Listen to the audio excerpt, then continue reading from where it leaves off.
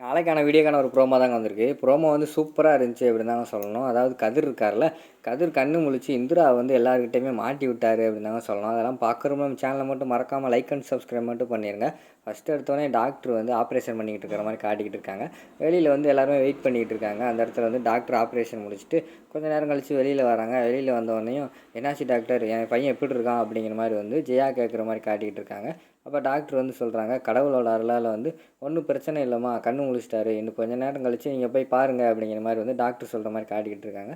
சரின்னு சொல்லிட்டு கொஞ்சம் நேரம் கழித்து நம்ம இவர் கதிரை பார்க்குறதுக்காக எல்லாருமே உள்ளே போகிற மாதிரி காட்டுறாங்க. அப்போ வந்து நம்ம ஜெயா வந்து கேட்குறாங்க, ஏய் ஏன்டா உனக்கு இந்த புத்தி, நீ பெற்ற குழந்தையவே இப்படி சாகடிக்க பார்த்துருக்கியே, ஏன்டா உனக்கு என் வயிற்றுல தானே பிறந்த இப்படிங்கிற மாதிரி திட்ட ஆரம்பிச்சிடறாங்க ஜெயா. அம்மா விஷயம் தெரியாமல் பேசாதீங்கம்மா அப்படிங்கிற மாதிரி சொல்கிறாங்க.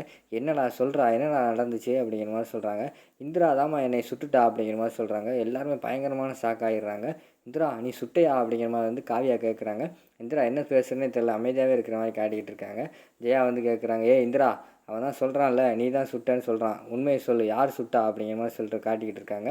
உடனே இந்திரா வந்து சொல்கிறாங்க, அத்தை நான் சொல்கிறத ஒரு நிமிஷம் கேளுங்க, அங்கே என்ன நடந்துச்சுன்னா அப்படிங்கிற மாதிரி சொல்ல வராங்க. அதெல்லாம் தேவையில்லை, நீ சுட்டையா இல்லையா அப்படிங்கிற மாதிரி வந்து நம்ம ஜெயா வந்து திருப்பி திருப்பி அதையே கேட்குற மாதிரி காட்டிக்கிட்டு இருக்காங்க.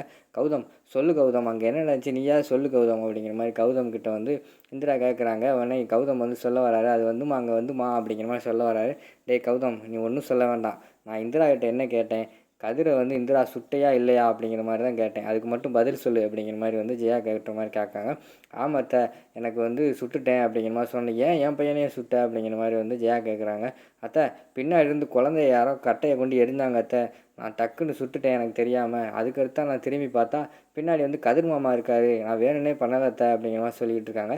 எவ்வளோ தைரியம் இருந்தால் நீ என் பையனையே சுட்டுருப்ப அப்படிங்கிற மாதிரி வந்து நம்ம ஜெயா வந்து பயங்கரமாக கோவப்பட்டு கத்திக்கிட்டு இருக்கிற மாதிரி காட்டிக்கிட்டு இருக்காங்க. அந்த பக்கம் பார்த்தா நம்ம காவியா வந்து ஒன்றுமே தெரியாமல் அழுதுகிட்டு இருக்கிற மாதிரி காட்டிக்கிட்டு இருக்காங்க. அதோடு பார்த்தீங்கன்னா இந்த ப்ரோமோ வந்து முடிச்சிடுறாங்க.